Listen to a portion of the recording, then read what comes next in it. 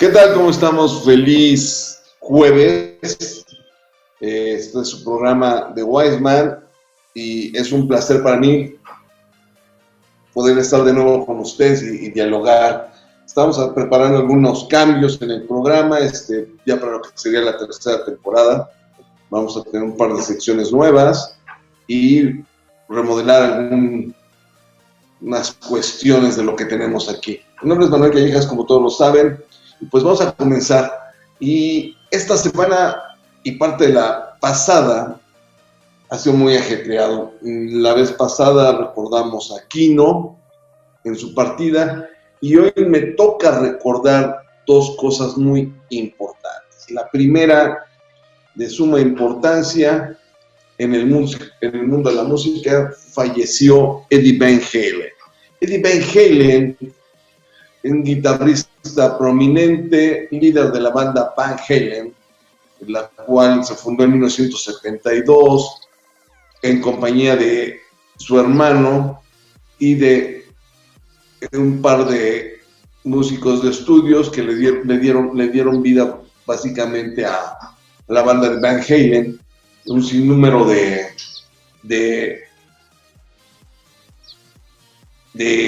éxitos, Panamá, Corruption, no hay un sinnúmero, One, no, se me escapan varios de los temas importantes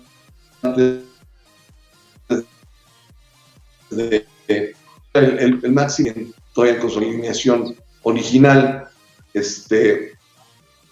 pues fue el LP de Jump, que salió en 1984, una portada icónica donde sale un cupido o un angelito fumando cigarros, y de ella podemos desprender muchísimas canciones como Panama, Hot for the T-Shirt, Drop Dead Legs, Anything About You,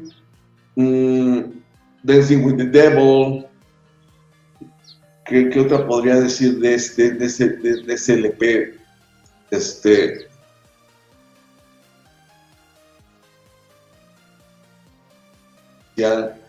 En el cual David Lee Roth hace gala de su talento, pero después podríamos mencionar que hubo otros elementos en la alineación de Van Halen, la banda que le dieron repercusión. Tenemos que oscilaron entre ellos básicamente Sammy Hagar, ¿sí? En su segunda etapa, en el cual salieron un par de discos con Sammy Hagar. David Lee Roth regresa, participó con ellos en un LP, en el trance en que continuaba ¿no? la banda, o sea, su última presentación el año pasado, en 2019, pero sí, yo podría decir que la época icónica es definitivamente con David Lee Roth, aunque los LPs que saca con Sammy Hagar, o sea, para mí, Sammy Hagar llega en el 85 y está 85 y 86, y vuelve a retomar Sammy Hagar la carrera con Van Halen en el 99 hasta el 2007, y no es hasta 2008 que David Lee Roth regresa al escenario con Van Halen. Para mí es muy importante cuando Sammy Hagar entra a ser parte del cuarteto de Van Halen, simple y sencillamente porque la voz de Sammy Hagar es específica, esa tesitura que tiene le da una firmeza a las rolas de Van Halen. Descansa en paz, excelente guitarrista, uno de los mejores guitarristas de todos los tiempos, está catalogado por la revista Rolling Stones. Es una gran pérdida para la música y especialmente para la escena pop, y pues indudablemente descansa en paz. y Maswell Jump, Eddie Van Halen, hasta donde estés. Bien, otra noticia importante esta semana que pasó es que se cumplieron o cumpliría 80 años el gran maestro John Lennon. John Lennon, hay un sinnúmero de historias sobre John Lennon, pero John Lennon nace en Liverpool el 9 de octubre de 1940. John Lennon vivió 40 años hasta que fue asesinado en New York el 8 de diciembre de 1980. Y es muy importante mencionar a John Lennon en esta serie de programas en las que hemos estado platicando de la generación X, ya que simple y sencillamente podría decir que si no fuera por estos genios de Liverpool, la música que escuchamos hoy en día no existiría. Es importante y marca el inicio de la psicodelia como tal, su disco con el cuarteto de Liverpool en 1966, el Sgt. Pepper and the Lonely Heart Band, ese disco icónico en el cual se desprende una de las mejores rolas de todos los tiempos, y así lo enumera Rolling Stones, y es mi rola favorita de todos los tiempos en el soundtrack personal. Está en el número 1, One Day in the Life, un día en la vida. Escuchen esa rola, es una obra maestra compuesta por el maestro Lennon realmente. La forma en que sincroniza a una banda sinfónica junto con los Beatles, pero también los efectos de estudio que le empieza a aplicar. Y si ustedes ven el video es parte de las filmaciones que hubo en ese tiempo del programa de Beatles, el road trip que hicieron los Beatles en su programa de televisión que tuvieron en los 60s. Fueron 4 o 5 programas solamente, pero ahí pueden ver a gente como a Mick Jagger, a Ryan O'Neal, vamos a ver a Donovan de los Beach Boys, en esa, y la forma en que se entrelaza la Sinfónica de Londres, algunos coros de la iglesia anglicana y la entrada de Beatles ahí. Ese disco es icónico. Otra cosa importante es que la muerte de John Lennon tira por la borda la última esperanza que habría de que él volviera a reunirse con los Beatles. Me voy a ir a un corte y voy a regresar para retomar este tema de John Lennon para encadenarlo un poco más con la realidad de nosotros, la generación X. Mi nombre es Manuel Callejas, esto es The Wise Man y regresamos después de este corte.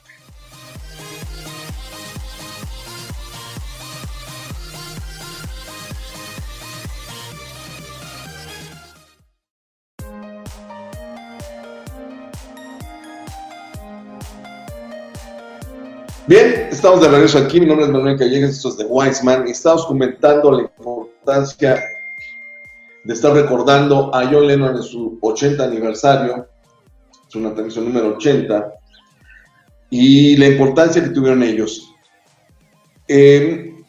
Los 80 es el parteaguas completo en el cual nosotros, Generación X, empezamos a hacer nuestra vida social, es cuando salimos realmente a convivir. Por eso es tan importante, y lo he mencionado en muchísimas ocasiones, la década de los 80s y los 90s para nosotros, porque es donde realmente nosotros confluimos hacia el exterior. Aunque hay aseverancias de una parte de los X, los primeros X, que conviven con los finales de los 70s, parte de la música disco, pero es pertinente mencionar que con la muerte de John Lennon podríamos hablar que viene el parteaguas musical entre la generación antigua y la nueva generación. Si 1980 marca esto, y aún recuerdo ese 8 de diciembre cuando se anunció que David Chapman había asesinado de un certero tiro a John Lennon. Aunque yo no crecí con la música de Beatles, ellos son anteriores a mí, aunque ustedes no lo crean, crecí escuchando el programa, un programa que es muy famoso todavía en Universal FM, La Hora de los Beatles, el cual se escuchaba en AM en aquel entonces, cuando yo estaba pequeño, porque un primo lo escuchaba, y eso me hizo crecer con la música. Y después la retomé cuando estaba en tercera secundaria, cuando me empiezo a juntar con algunos amigos que eran fans. Música empieza a papá. Y es esa época, en el 80, cuando me toca básicamente empaparme completamente de Beatles, pero también contagiarme con la tristeza de John Lennon. Tristemente. En fin, importante para la generación X, pero también importante para la generación X, otra pérdida en esta semana. Mario Molina, el científico mexicano, el primer premio Nobel de Química mexicano, este singular científico que tuvo que renunciar a la potestad nacional para poder obtener los apoyos y hacer investigación en Estados Unidos.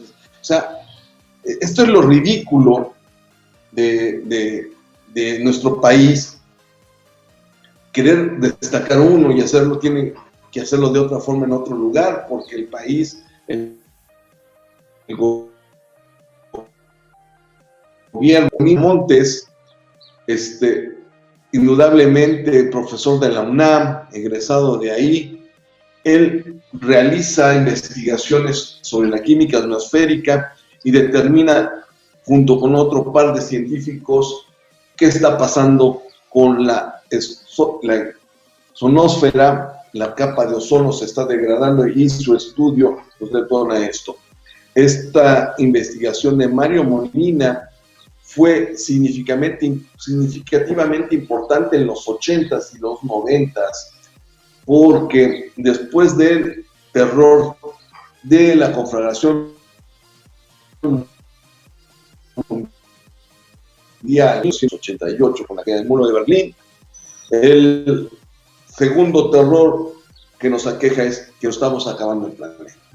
Estamos acabando el planeta, y el primer signo de que podemos morir, y hay una serie de películas en las cuales se cita, es porque estamos acabando con la capa de ozono, a consecuencia de los cloruros que se desprenden hacia los cloruros de carbono, que se desprenden hacia la atmósfera, generados por los aerosoles, pero también por algunas otras cuestiones como lo son los PVCs o incluso algunos plásticos específicos. Y eso nos lleva a pensar que en un momento dado, si la capa de rayos ultravioleta podría afectarnos completamente. Y al afectarnos completamente, pues simple y sencillamente se acabaría la vida en la Tierra. Tal y lo que ocurrió en un momento, al parecer, en Marte. Convertiríamos al planeta simple y sencillamente en un lugar sin vida. También sus investigaciones nos llevan a entender lo que se conoce como el efecto carbono, o este efecto que en un momento dado nos obliga a vivir de una u otra forma en el estado invernadero. Este gran peligro que hace que la temperatura baje en invierno y suba en verano de manera estrepitosa podría acabar con la vida.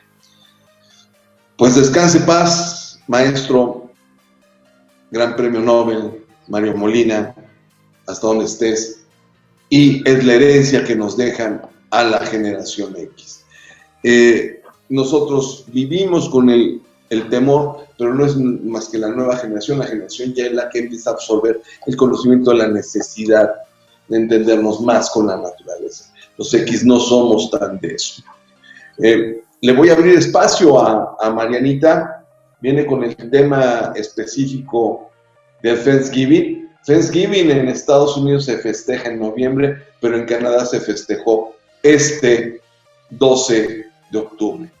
El Día de la Raza, o mal llamado Día de la Raza, el día en que se descubre América. Dejo a Marianita en sus manos, vamos a escuchar su muy acertada cápsula. Adelante, Marianita. Hola, ¿cómo están? Pues hoy les quiero platicar de una fecha que está muy cercana y que a pesar de que no forma parte de nuestro país y de nuestra cultura, les quiero platicar por qué ha habido por qué se festeja, qué es la tradición de esto y también la importancia de esta festividad y tradición. Bueno, les quiero hablar del Día de Acción de Gracias. Particularmente esta fecha se está celebrando y se va a celebrar en Canadá el lunes. Se celebra el segundo lunes del mes de octubre. Y a diferencia de Estados Unidos, que eso se festeja en noviembre. Bueno, aunque mucha gente piense, esta festividad en los diferentes países, o sea, en Canadá y en Estados Unidos, no es por la misma razón, tiene diferencias. Y a pesar de que comparte mucha tradición cultural también, no es lo mismo. Bueno, el Día de Acción de Gracias es una celebración muy importante, yo creo que más importante que la misma Navidad en ocasiones para algunas personas de estos países. Y bueno, se realiza anualmente en Estados Unidos y en Canadá. Y bueno, ya había mencionado que en Canadá es el segundo lunes de octubre y en Estados Unidos es el cuarto jueves de noviembre. Bueno, en Estados Unidos se celebra esto y se remonta hasta el año 1621. Les quiero platicar que encontrar la razón en particular de por qué se celebra en Canadá fue mucho más difícil que la de Estados Unidos, porque no tiene las mismas razones. Pero bueno, en Estados Unidos se celebra, había mencionado que después que en 1621 hizo una celebración en Plymouth, en lo que ahora es el estado de Massachusetts. Entonces, en 1621 se realiza la celebración como el agradecimiento de una buena cosecha y fue ese tanto el impacto que generó que la celebración se mantuvo hasta los años siguientes y pues los siglos. Esta celebración tiene de carácter obviamente religioso, pero es un evento considerado totalmente pues secular. O sea, lo celebran civiles, autoridades, líderes, participan en esta celebración tan importante. Y obviamente los bancos, las tiendas, los comercios y todo, yo creo que una de las fechas donde si la gente considerara viajar a estos países, es importante saber que en esa fecha todo está cerrado. Entonces, después de esto se lleva a cabo el Black Friday, que es el Viernes Negro, donde obviamente los ciudadanos salen y desde muy temprano a sus casas y para los negocios y todo está a remate de oferta. Bueno. En el Día de Acción de Gracias en Canadá, la diferencia de esto es que la celebración de Acción de Gracias aquí se remonta hasta los siglos del siglo XVII. Entonces, los franceses llegan a una parte en Canadá que se llama Newfoundland con un explorador que se llama Samuel Champlain y celebran las importantes cosechas. Con el correr del tiempo, obviamente con la migración europea que llegó a Canadá, los festejos, los agradecimientos y después de esta buena cosecha, la tradición llevó cobrando fuerza. Entonces, a pesar de eso hay que también saber que la tradición y el festejo canadiense se estaba intentando cambiar como el de Estados Unidos. Y a pesar de que hubo un intento como que de empalmarse y tratar de hacerlo de la misma manera, no se pudo y a pesar de eso los canadienses se resistieron y decidieron cambiar la fecha a la original, que es la suya, que es el lunes de octubre, a diferencia de Estados Unidos que había dicho que es en noviembre.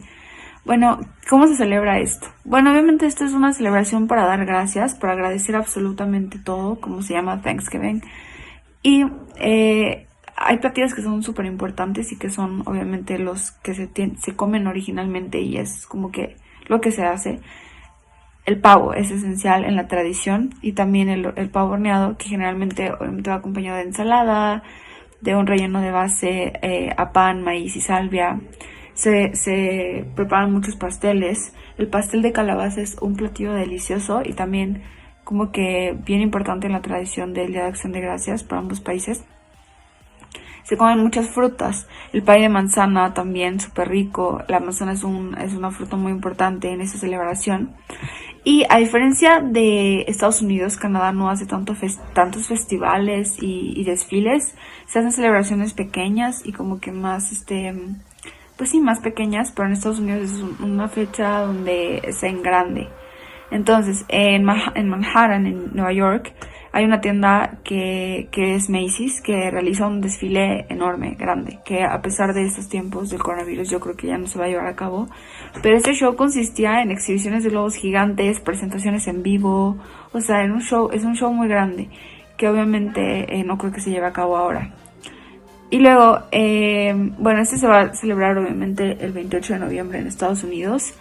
Y básicamente en eso consiste la festividad. Creo que se cree que se festeja al mismo tiempo en ambos países, cosa que no es cierto. Y tiene obviamente fundamento en diferente, ¿no? El fundamento de ambas es diferente, aunque el agradecimiento siempre va en parte.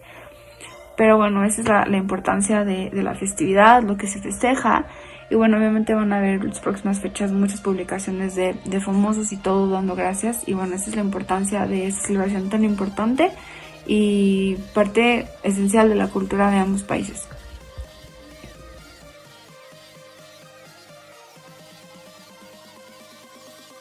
Marianita, muchísimas gracias por tu acertada sección platicándonos de la importancia del Thanksgiving y lo quiero retomar. Es importante entender el significado de Thanksgiving. Es una tradición que realmente no tenemos y que sí deberíamos exportar. Porque no lo mencionó Mariana, en estos momentos donde la tolerancia es importante, el hablar y entender de la importancia de la celebración de la acción de gracias nos lleva a un punto importante que es la tolerancia. Esta celebración se funda cuando se hace la sinergia entre aquellos europeos que llegan a América y la nueva cultura. Sí, no hay nada que festejarlo si lo viéramos desde el punto de vista de la colonización, pero sí que si no hubiera existido este evento en el cual Cristóbal Colón llega a América, nosotros no existiríamos, nadie de nosotros existiríamos. Existirían muy pocas de las personas que vienen directamente de las etnias, de las cuales ya pocos son puros, son nativos puros, y pues definitivamente la cultura latinoamericana y la cultura angloamericana no existiría si Cristóbal Colón no hubiera llegado. Es decir, no podríamos hablar de el continente americano como lo conocemos. Se perdieron muchísimas cosas por la barbarie europea, la barbarie primero española, la portuguesa, la inglesa, la francesa y la holandesa. Sí, esas 5 naciones son las que colonizaron nuestro continente y en las cuales se ha sembrado hoy una amalgama de culturas y que ha dado a muchas experiencias de nuestra cultura latinoamericana. Y digo latinoamericana porque esto debe incluir a Brasil y la parte francesa en Sudamérica y en la parte francesa en Canadá. Sí, un evento importante, un evento significativo, pero el simple y sencillo hecho de dar gracias por tener alimento es lo que nos lleva. Me voy a ir a un corte, voy a regresar, voy a retomar un poquito de esto, pero voy a meterme un poco más al tema de los X para terminar ya en este programa de hablar de mi generación. Esto es The Wise Man, mi nombre es Manuel Callejas y regresamos después de este corte.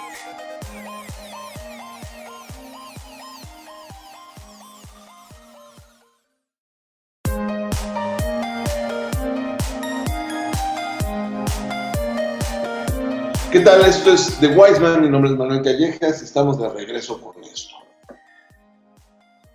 Hemos recordado a Eddie Van Halen, a Mario Molina y a John Lennon. ¿Qué importancia tiene esto para nosotros como generación X?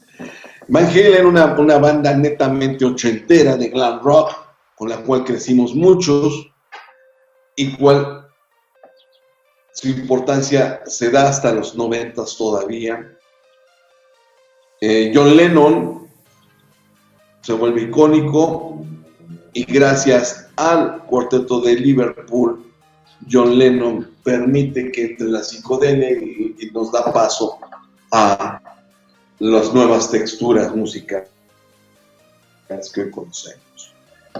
Mario Molina nos presenta en su investigación el terror que podría existir más allá de un ataque nuclear. Es decir, no necesitamos que haya una conflagración nuclear, desaparezcamos, es decir, nosotros no somos capaces de hacer eso. Curiosamente, todo esto lo empezamos a cobrar en conciencia y amalgamarlo de una u otra forma a finales de los 80s. A finales de los 80s empiezan a nacer los primeros niños de la generación Y, ¿sí? Los X empezamos a crecer, nos empezamos a salir de la universidad, algunos de nosotros, y empezamos a entrar a los 90s con un cambio político, se extinguió, pero ahora resulta que hay otros enemigos. Los nuevos enemigos ya no son los socialistas, los nuevos enemigos es la comunidad árabe. Y el estigma durante los 90s que va a atacar y a captar sobre la cultura árabe, la cultura musulmana, va a llevar que la guerra del tío Sam en la cuestión política para nosotros sea trasladada hasta el Medio Oriente y hacia algunos países de la ex Unión Soviética, en la cual Rusia manda a Estados Unidos. El punto importante aquí es la primera guerra en el Golfo, aquella primera guerra en la cual se habla que Saddam Hussein está armado hasta los dientes y es capaz de aniquilar a Estados Unidos y a Rusia, lo cual lleva a una simbólica alianza entre Rusia, Inglaterra y Francia y algunos países de la OTAN para intervenir en ese momento en la guerra del Golfo. Esa primera guerra en la cual se defiende a algunos países árabes de la conflagración por parte de Irak, específicamente sobre Kuwait, para evitar más derramamiento de sangre. Se pone bajo la lupa ya a Hussein. No se le destierra ni se le quita del mandato. En aquel entonces sabemos que solamente fue una conflagración en la que entraron y hasta ahí quedaron las cosas para calmar a Hussein. Destruyeron su armamento químico y nuclear, no hay certeza de que eso haya ocurrido, lo dejaron progresar. Lo dejaron progresar porque Estados Unidos lo había apoyado en la guerra que hubo en los 80s contra Irán e Irak. Esa guerra terrible, una guerra ideológica y en la cual nunca podremos entender cómo la misma religión musulmana se puede dividir para matarse entre ellos. Van a pasar cosas interesantes. En los 90s nos vamos a ver colmados por Wolfgang, el padre viajero de Juan Pablo II. el cual va a conocer todos los rincones del mundo, pero lo más importante aquí, desde ese punto de vista, es que la computación llega a nuestras casas. Sí, las computadoras personales se hacen tan populares que empiezan a llegar a los hogares, y en 1995 se libera el Internet. El Internet existía en las academias, en los centros de investigación, en las universidades, pero no estaba al público. Y es en 1995 cuando por primera vez podemos conectarnos a Internet desde las casas. Aquellos antiguos módems que se conectaban al teléfono y por los cuales podemos hacer una llamada para conectarnos a un servidor y empezar a entrar a Internet. 1995 también marca la pauta del cambio de cómo vemos la computación personal, donde antes todo era basado simple y sencillamente en modo texto, es decir, meter comandos, y Windows, aparece Windows 95. El primer Windows que nos permite trabajar realmente y que le va a hacer la competencia a Macintosh, que traía muchos problemas en el mercado porque no se podía vender tan fácilmente por ser una computadora cara. Estamos en 1995, enorme ese año, es un parteaguas importante y es la parte en donde los X comenzamos a ser financieramente independientes. Me voy al corte con César Callejas, con su recomendación de cada 8 días. César, vamos a platicarnos hoy sobre qué libro. Danos tu recomendación, bienvenido y adelante. ¿Qué tal? Es la participación de Cisterna de Sol, cesarcallejas.me, para The Wise Man, con la recomendación del libro de la semana. Hablaremos de un libro que causó época, La Plaza, de Luis Espota, sobre la noche de Tlatelolco. Una novela que en breves 300 páginas narra la historia de un secuestro para cobrar venganza de los muertos de Tlatelolco, pero es también una revisión de la conciencia colectiva, de la memoria de aquellos tiempos y una propuesta narrativa original en su tiempo. Saltos en el tiempo, saltos en la memoria y enfrentamiento con las voces que se escucharon en aquellos tiempos y que constituyeron la memoria de aquellos días. Una vuelta a la conciencia y una narrativa de primera mano de uno de los periodistas que hicieron época en los años 70 y 80 del siglo XX en México y que constituyen al final del día una muestra clara de la narrativa de ese tiempo y un incisivo comentario sobre la violencia y sobre el control político en nuestros tiempos. No se lo pierda, La Plaza, de Luis Espota, y Cisterna de Sol, cesarcallejas.me, para The Wise Man. Muchas gracias.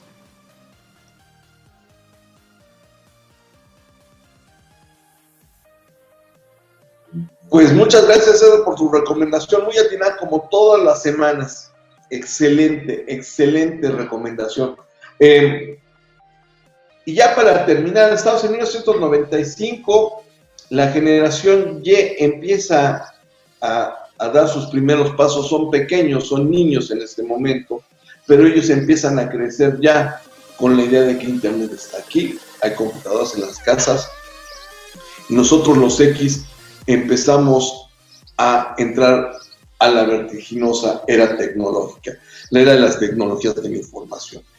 En 95 también las ciencias computacionales cambian vertiginosamente para llamarse tecnologías de la información y abocarse a un sinnúmero de disciplinas que están convergentes entre estas. En esos años aparece la telefonía celular también, señores. O sea, es importante destacar lo que nos tocó vivir como generación X. Como generación X nos tocó ver ya de manera real los viajes espaciales, la primera generación de los viajes Apolo, los viajes del transbordador espacial en los 80s, como también otras naciones empiezan a entrar a hacer viajes espaciales de una otra forma, como Japón y como lo es la Agencia Europea y cómo los rusos empiezan a realizar actividades más interesantes ahí arriba. Nos toca ver cómo se funda la Estación Espacial Internacional con la ayuda de muchas naciones, incluyendo México, para realizar la implementación de esta estación allá arriba.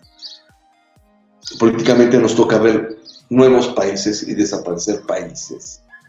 Y tecnológicamente hablando, indiscutible.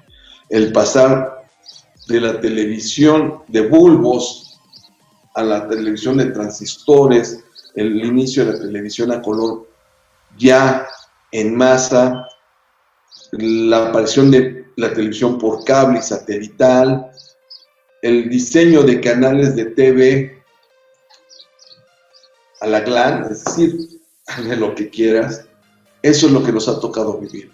1995 nos corta ahí y nos deja la experiencia de lo que va a ser el nuevo milenio. Y es algo muy, muy importante para todos. El nuevo milenio nos va a permitir en un momento dado darle seguimiento a todo lo que he mencionado, pero nos va a traer complicaciones importantes.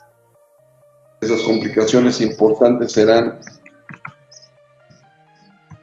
el cómo tenemos que empezar a vivir con la tecnología. Entonces lo voy a platicar la siguiente semana, donde tendré un invitado especial. Vamos a hablar sobre cuestiones esotéricas, porque eso es importante, cómo el esoterismo va a empezar a aparecer en nuestras vidas, las nuevas disciplinas naturalistas, a partir de 1995. Esto fue The Wise Man. Mi nombre es Manuel Callejas y espero podernos ver dentro de 8 días. Buen fin de semana y que Dios los bendiga. Gracias.